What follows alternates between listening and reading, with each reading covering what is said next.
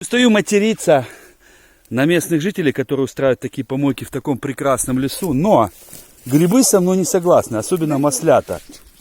Вот, пожалуйста, вот, маслята. Вон, вот.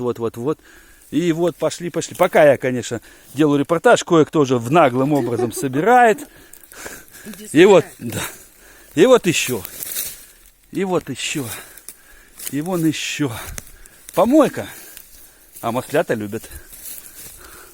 Кошмар. А может, не стоит их собирать?